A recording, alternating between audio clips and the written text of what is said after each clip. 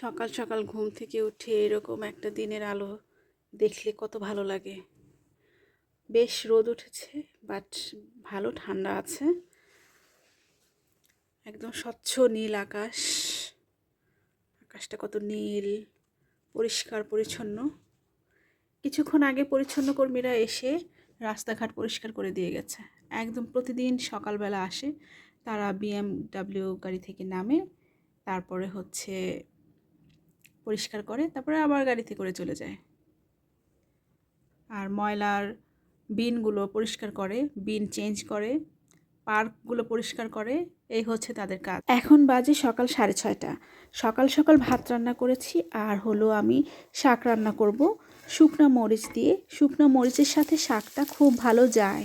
পেঁয়াজ এবং কাঁচামরিচ দিয়ে শাকটাকে সেদ্ধ করে রেখেছি, আর এখন বাগার দিব। এখানে আমি রসুন দিয়েছি, কোনো পেঁয়াজ দেইনি। শুকনো মরিচটাকে তেলে ভালোভাবে যখন খুব সুন্দর স্মেল এসেছে, ভাজা ভাজা হয়ে গেছে, তখন আমি রসুন কুচি দিয়েছি বেশ কিছু, আর এখানে অর্ধ সিদ্ধ করা ডাল দিয়েছি। রান্না করতে করতে ডালটা কিন্তু আস্তই থাকবে, ডালটা গলে যাবে না। ডালটা আস্ত থাকলে শাকটা দেখতে ভালো লাগে আর একটা অন্যরকম টেস্ট হয়। কিছুক্ষণ ডালটা ভেজে রাখতে হবে। ভেজে নেওয়ার পরে আমি এখানে শাকটা ঢেলে দিয়েছি, আর যখন ডালটা ভাজবো এতে আমি শুধুমাত্র হলুদ আর লবণ দিয়েছি, আর কিছুই না। এইভাবে এই পালং শাকটা ভাজি করলে এত যে ভালো লাগে। এই যে দেখেন, শাকটা কিন্তু একদম ডালটা আস্ত আস্ত হয়েছে এবং শাকের স্মেলটাও ভালো এসেছে। সকালবেলা নাস্তার জন্য আজকে আমি দুধ গরম করে নিয়েছি। দুধটা জাস্ট 1-1.5 মিনিটের মতো গরম করেছি, আর এখানে আমের পাল্প দিয়েছি। দেওয়ার পরে ভালোভাবে নেড়ে দিয়েছি। এখানে কোনো চিনি টিনি দিব না, কারণ চিনি তো খাওয়া ঠিক না।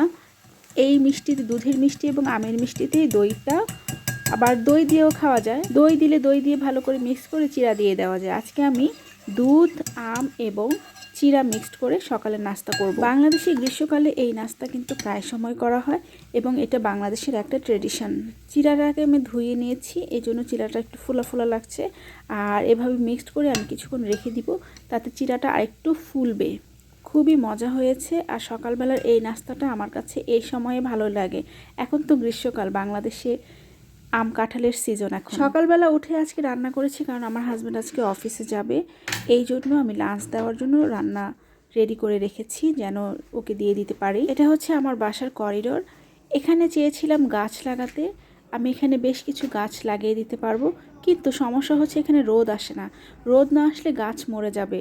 যেসব গাছ ছায়াযুক্ত জায়গায় থাকে সেই সব গাছ লাগানো যাবে, কিন্তু ওই সব গাছ তো আমার খুব একটা পছন্দ না। সেই ছায়াযুক্ত গাছ একটা আছে, সেটা হচ্ছে মানি প্ল্যান্ট। আর এখানে আমি কিছু সবজি লাগাতে চাচ্ছিলাম, কিন্তু সবজি এখানে লাগানো যাবে না, রোদ আসে না। তাই ভেবেছি নিচে যে জায়গা আছে সেখানে গাছ লাগানো যায়। এখন ঘরের কিছু কাজ আমি করব। ঘরের কাজ করার জন্য আমি এখানে গান শুনে শুনে ঘরের কাজগুলো করতে পছন্দ করি। সকালবেলা আমি ঘরটা একটু গুছিয়ে রাখি, তাই একটা ঝাঁকানাকা গান সিলেক্ট করে নিয়েছি, আর সেই ঝাঁকানাকা গানটা আমি শুনবো। ধীরে ধীরে গানটা শুনতে ভালো লাগছিল, বাট ধীরে ধীরে গানটা ঝাঁকানাকা নয়, একটা ঝাঁকানাকা গান শুনতে ভালো লাগে। তাই ওম শান্তি ওম গানটা আমি শুনবো এখন। ওম শান্তি ওম তো আমার কাছে খুবই পছন্দের একটা গান। যখন শুনেছি তখনও এটা পছন্দের ছিল, ছোট ছিলাম। এখনও আমি এই গানটা খুব শুনি, আমার কাছে তো ভীষণ ভালো লাগে। ঘর গোছানোর কাজগুলো যখন করি, তখন বাসায় একা একা থাকি, তখন গান শুনতে আমার কাছে ভালো লাগে। তবে সাউন্ড এখানে কমিয়ে দিয়ে শুনতে হবে, কারণ সাউন্ড বেশি দিলে আশেপাশে মানুষ বিরক্ত হতে পারে, সেটা কিন্তু খেয়াল রাখতে হয়। আমি এখানে বিছানার চাদরটা চেঞ্জ করেছি, আর ঘরের টুকটাক কাজ শেষ, নাস্তা করাও হয়ে গেছে। এখন আমি দুপুরবেলা রান্নাবান্না তেমন কিছুই নাই। ভাত রান্না হয়ে গেছে, শাক রান্না হয়ে গেছে, জাস্ট তরকারিটা রান্না করব। এই তো আমার সারাদিনের কাজ কিন্তু হয়ে গেল। সকাল সকাল আবার ছোট্ট ব্লগটা দেখতে আপনাদের কেমন লাগলো জানাবেন। ভালো থাকবেন। আসসালামু আলাইকুম।